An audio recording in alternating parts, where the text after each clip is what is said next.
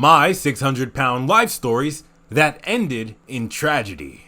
Living with weight issues can be a very difficult and challenging life. First, the health issues, which include type 2 diabetes, liver disease, arthritis, apnea, cancer, heart disease, and high blood pressure, can be life-threatening. Then, coupled with the mental health issues, low self-esteem, and social stigmatization, could make life extremely unbearable for people living with obesity. Not just them, their family also gets a share of the difficult life, having to care for most of their needs and going out of their way to make certain things are available to them. An American surgeon and TV host, Dr. Gianne Covey, also known as Dr. Now, has dedicated his life to helping people living with morbid obesity lose weight and live a normal life. These people's journeys and struggles are documented on the reality television series My 600-Pound Life. Most of these patients come in weighing well over 600 pounds and at the end of their time with Dr. Now leave with less than 1/3 their former weight. While there are a lot of success stories,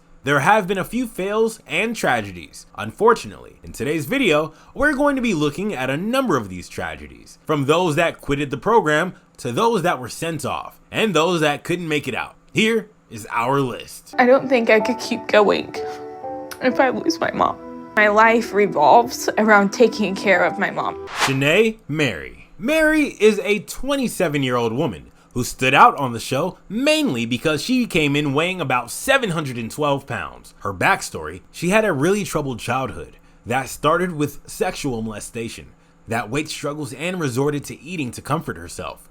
Over the years, she slowly developed an eating disorder that saw her eating compulsively. She sought Dr. Now's help, who placed her a 1,200 calorie a day diet and hospitalized her in an effort to have her shed some weight so she can have gastric bypass surgery. She, however, couldn't control her eating habits and was caught several times sneaking food into the hospital by her husband. A frustrated Dr. Now threw her out of the program.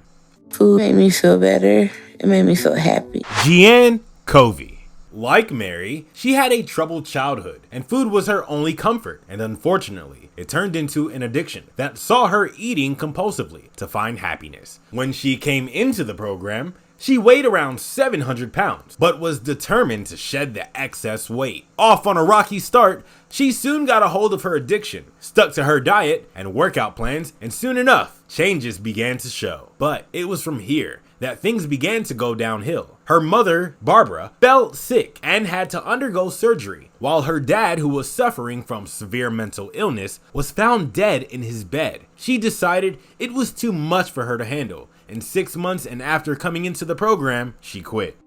Life is miserable. I hurt all the time.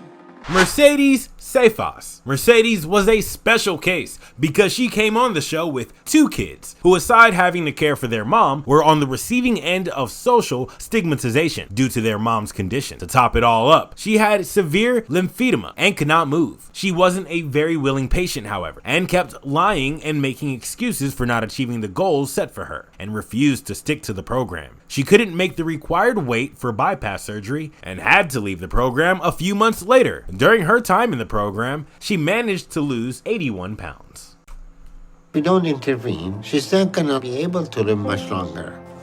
Foote. Here is a heartbreaking story of a 41-year-old man who wanted to lose weight and live a normal life. He always said his biggest fear was dying from his obesity and was ready to do anything to get rid of it. He entered the program tipping the scales at 750 pounds and showed total commitment to the program Dr. Now put him on. Coupled with his sweet and lovable disposition, he was soon everyone's favorite. Soon enough, he shed almost 500 pounds and even had to have surgery to remove excess skin. He could finally go to his high school reunion looking different, which was one of his goals. However, tragedy struck when he died from unknown causes while driving a bus. Truly heartbreaking. My total fear is death. I'm gonna die. I know I will die if I don't have the surgery. James King. James was the heaviest person to ever appear on the show, weighing 791 pounds and 840 pounds the second time he appeared. The first time, he ended up gaining weight instead of losing, So he left the program because he didn't qualify for gastric bypass surgery. The story repeated itself when he came back to the show the following year. Dr. Now had to call Adult Protective Services on King's wife after he suspected she was sneaking food in for him. In April 2020, he passed away from an unknown cause, although it wasn't so unknown as he had a plethora of health problems, including Cephas from his painful skin infection, heart problems, cirrhosis, liver, and kidney failure. Even though I still open my eyes each day, I'm not living life because I'm just trapped in this bed all day. Kelly Mason.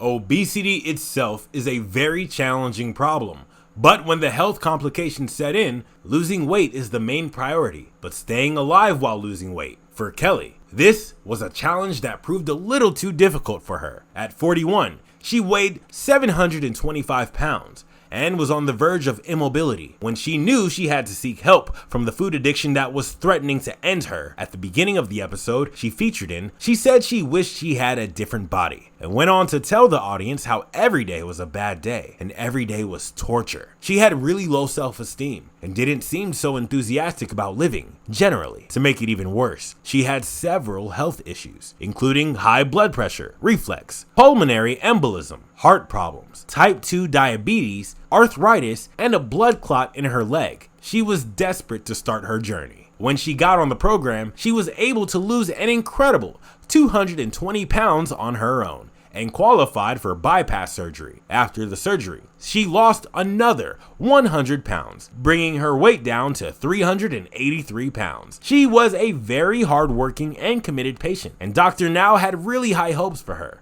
Unfortunately, her heart gave out in her sleep in the 10th month of her program. Because the damage was way too severe, everybody was heartbroken. And Dr. Now was very affected, stating that he was saddened deeply, and Kelly was going to be remembered as a fighter. Every day is a bad day, and every step is torture. Robert Buchel. From the onset, Robert's chances were not so bright, but Dr. Now, his fiance, and everyone else were very optimistic that he would pull through. He had a psychological problem that made him eat compulsively, and he ended up weighing almost 850 pounds. He also had an addiction to painkillers that he was getting over. Under Dr. Now's care, he lost almost 350 pounds, but unfortunately, the surgeries and the strain of the program had him depressed, and he started longing for painkillers, so bad that he tore his stitches so he could get some. In November 2017, he died from a heart attack in his sleep. Dr. Now was frustrated and hailed Robert as a fighter. I hate that this is our life and that this is Rob's life. Could call the wings. Love wings. But nothing stops him from eating. James L.B. Bonner.